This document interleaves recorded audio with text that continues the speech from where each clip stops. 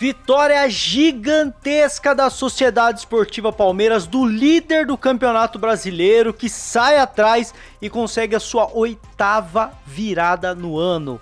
O time da virada, o time do amor ataca novamente, e o ataque do Palmeiras, que vem se tornando um colosso, ataca novamente. O Red Bull Bragantino sofreu na pele o que é esse baita Palmeiras nesse final de temporada, que vem dando show, vem jogando bem, vem sendo consistente e hoje faz uma nova vítima. Ó, começa mais uma análise pós-jogo do Calma Parmeiro, tá?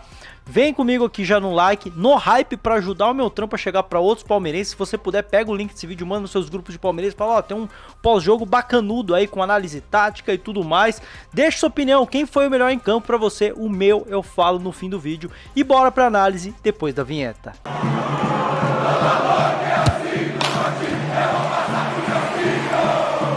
Palmeiras foi a campo com Everton, Giai, Murilo, Michael e Piquerez, Bruno Fux e Andreas Pereira na volância, Maurício, Felipe Anderson, Veiga e Vitor Roque, enquanto o Red Bull Bragantino foi com Lucão no gol, Hurtado, Pedro Henrique, Guzmán e Vanderlan, Gabriel, Eric Ramírez e John, e na frente Lucas Barbosa de um lado, Juninho Capixaba improvisado lá na outra ponta e Thiago Borbas no ataque. O primeiro tempo o Palmeiras até que começou bem, construindo algumas jogadas, e a gente pode dividir o primeiro tempo basicamente em dois tempos, né?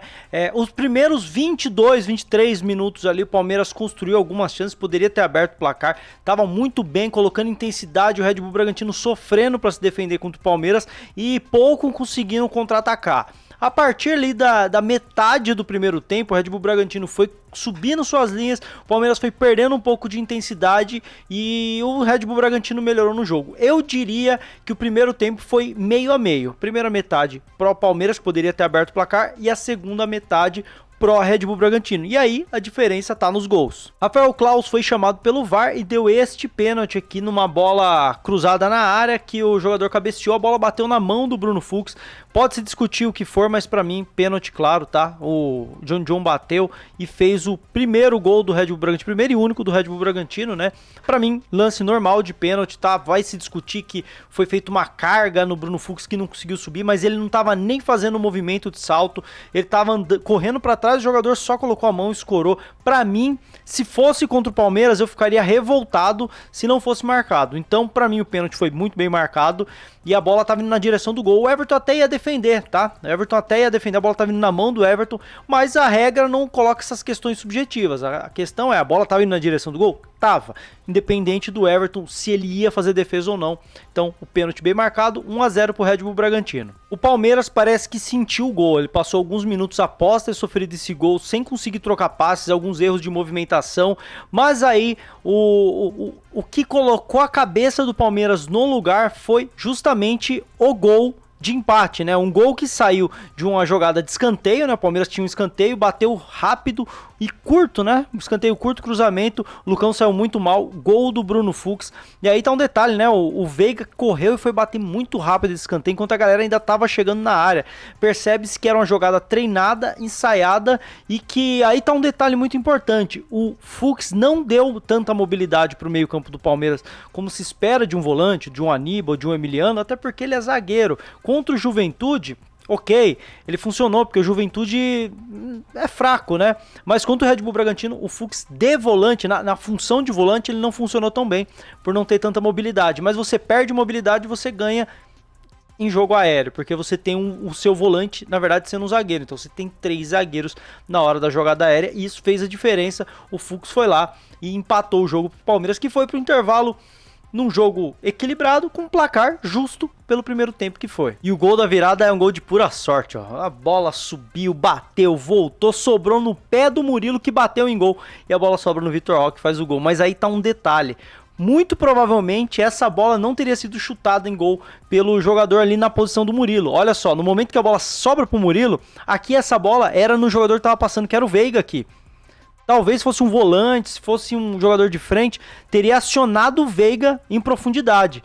Mas, na minha visão, quero saber a opinião de vocês, o Murilo, zagueiro, raramente sobra uma bola na entrada da área, assim, em condições de chutar. E às vezes o zagueiro se empolga, né? E aí foi o que aconteceu. O Murilo deixou de fazer a melhor escolha, que era o passe para se empolgar e chutar em gol. Por sorte ele fez isso, porque a bola desviou e sobrou pro Vitor Roque fazer o gol. Então assim, um gol de um pouco de sorte de ter sido o Murilo. Se fosse um volante, o Emiliano, o Andreas Pereira, talvez essa bola tivesse sido tocada, poderia até sair o gol também.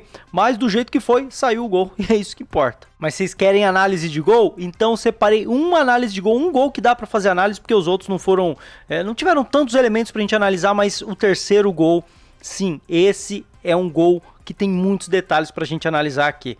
Repara só na saída de bola do Palmeiras, como o Red Bull Bragantino, ó, tá marcando alto, com uma cortina de 4 jogadores marcando alto, além do centroavante que tá ali. Então são 5 jogadores para marcar alto, com cada um pegando um dos jogadores da segunda linha do Palmeiras, que é o Giai, parece que é o Murilo aqui que deu um salto, não sei quem é aqui. E aqui o Andreas Pereira, talvez seja o Aníbal não lembro se já tinha entrado nesse momento. Mas enfim, o Red Bull Bragantino subiu as linhas, a segunda linha do Palmeiras bateu de frente com uma linha muito alta, a segunda linha de marcação do Red Bull Bragantino.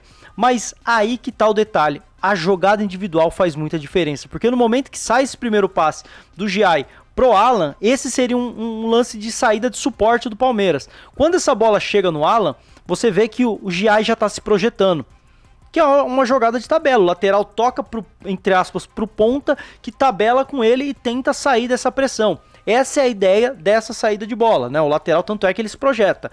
E aí você percebe que tá todo mundo do Palmeiras bem marcado. O Giai tá se projetando, mas ele tá se projetando para uma zona que o Red Bull Bragantino tá protegendo muito bem. Tanto com o jogador que vai pegar essa primeira movimentação dele, o próprio jogador que tá marcando individual no Alan, e tem um jogador na sobra. Então se o Giai tá se projetando para essa zona, para a tabela, se essa tabela sai, o Giai vai cair numa zona que tá muito compacta do Red Bull Bragantino, que vai pressionar alto e pode até roubar essa bola. Então quando a gente olha para esse desenho, ó, todo mundo bem marcado do Palmeiras e a movimentação do Giai para a tabela também tá muito bem marcada e bem coberta também. Mas a diferença está no quê? Na jogada individual. Jogada individual desequilibra todo um sistema de marcação que está muito bem colocado do Red Bull Bragantino.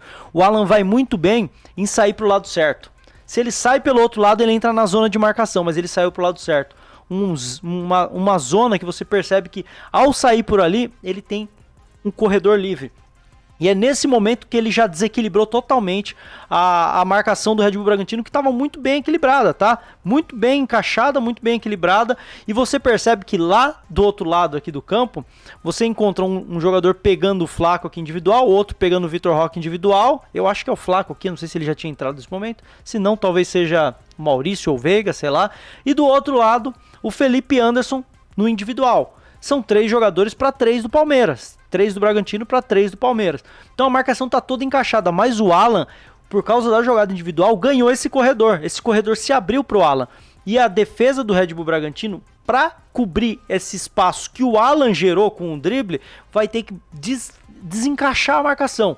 Vai desencaixar total para fazer essa cobertura. E repara como em poucos segundos, ó, o Alan vai correr. Em poucos segundos você já vê que a marcação já desencaixou. O jogador que estava aqui no atacante do Palmeiras, ele já saiu desse encaixe para fazer a cobertura no movimento do Alan. O outro jogador que estava lá do outro lado no Vitor Roque já pegou esse primeiro. O cara que estava no Felipe Anderson já desencaixou do Felipe Anderson para pegar o Vitor Roque e o Felipe Anderson ficou livre.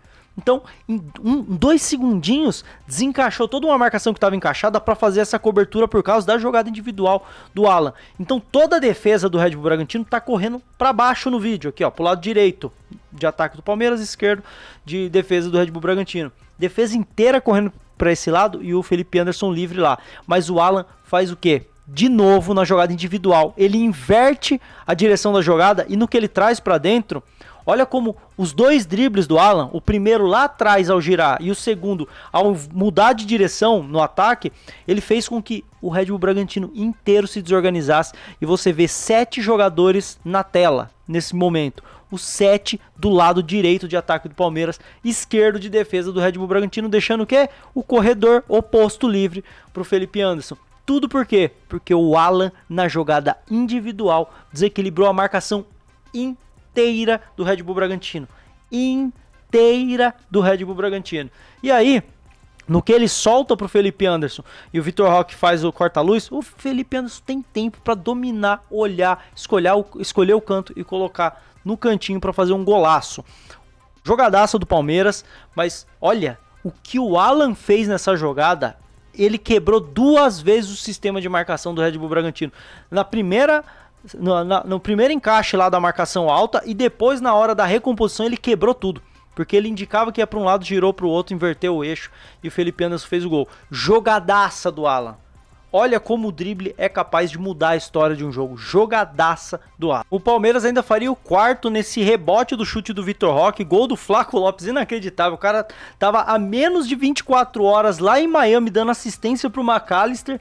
E, pô, hoje fazendo gol no Allianz Parque de oportunismo. Inacreditável o que faz e vive o Flaco Lopes e como o Flaco Lopes e Vitor Roque se procuram e se encontram, né? Impressionante. O Palmeiras avassalador com Vitor Roque e Flaco Lopes em campo, não tem conversa. E por fim, aquilo que já estava muito bem termina com um golaço do Vitor Roque numa jogada que começa com ele e Flaco Lopes se procurando novamente, é impressionante. O Alan faz uma nova jogadaça, traz para dentro, bola no Vitor Roque que, pô, dribla a defesa inteira do Red Bull Bragantino e faz um golaço. Um gol assim para fechar com chave de ouro. Uma vitória absurda do Palmeiras, um 5-1 que pareceu fácil, mas não foi um jogo fácil não. O Red Bull Bragantino deu um trabalhinho no primeiro tempo, o Palmeiras se achou e no momento que Vitor Roque e Flaco Lopes estiveram juntos, o Red Bull Bragantino simplesmente desistiu da partida. Foi 5, poderia ter sido 6 e o Palmeiras faz a sua 8ª virada no ano.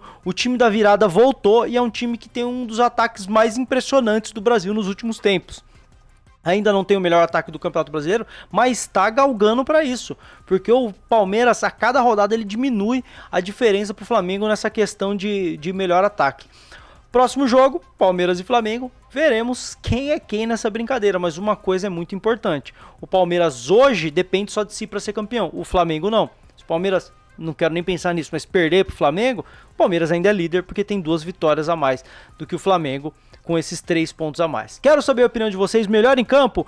Para mim, o melhor em campo da Sociedade Esportiva Palmeiras hoje foi o Alan, porque ele deu 2 baita assistências e ele fez a jogada mais impressionante do jogo.